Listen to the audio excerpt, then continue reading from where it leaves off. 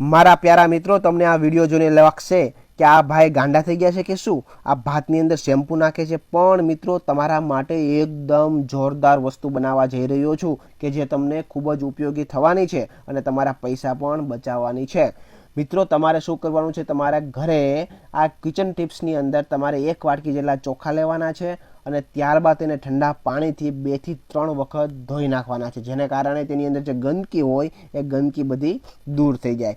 એકદમ ઠંડા પાણીથી 2 થી 3 વખત તમારે ભાતને ચોખાને ધોઈ નાખવાના છે અને ત્યારબાદ તમારે ધીમા તાપે, મિત્રો યાદ રાખજો, ધીમા તાપે તમારે આ ચોખાને બાફવા મૂકવાના છે। અને ચોખા જ નહીં, તેની અંદર તમારે 5 થી 6 લવિંગ પણ ઉમેરવાના છે। તમે જોઈ શકો છો તે રીતના 5 થી 6 લવિંગ પણ નાખેલા છે। ત્યારબાદ વ્યવસ્થિત રીતના હલાવીને ધીમા તાપે તેને ચડવા મૂકી દેવાના છે, આપણે જેને કે બાફવા મૂકી દેવાના છે, જેને કારણે વ્યવસ્થિત ચોખા છે બફાઈ જાય।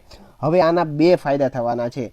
જે ચોખા તમારે બફાઈ જાય ને મિત્રો, આપણે ચોખાનું કાંઈ જ કામ નથી, તે તમે તમારા દાળ ભાત સાથે ખાવામાં ઉપયોગમાં લઈ શકશો, પરંતુ જે ચોખાનું પાણી છે આપણે એનું કામ છે।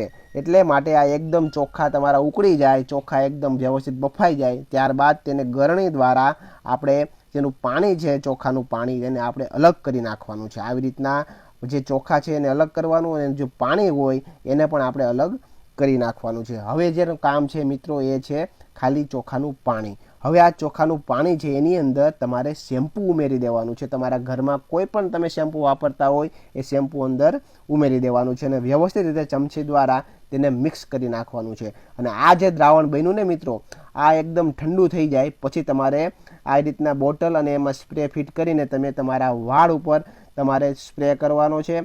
અઠવાડિયા સુધી તમે આ વાળ ઉપર સ્પ્રે કરશો અને આ દ્રાવણથી, આ લિક્વિડથી તમે માથું ધોશો તો તમારા વાળ છે મિત્રો એકદમ મુલાયમ અને સ્મૂધ બની જશે। તમારે બહાર ખર્ચો કરવાની પણ જરૂર નહીં બને। તમે કે બહાર જઈને સ્મૂધ અથવા મુલાયમ વાળ બનાવવા ખર્ચો કરતા હોય તો ત્યાં તમારે જવાની જરૂર નહીં પડે। તમારા ઘરે બેઠા આ કિચન ટિપ્સનો ઉપયોગ કરીને આવી રીતના તમે લિક્વિડ બનાવીને તમે તમારા વાળને એકદમ મુલાયમ અને સ્મૂથ બનાવી શકો છો।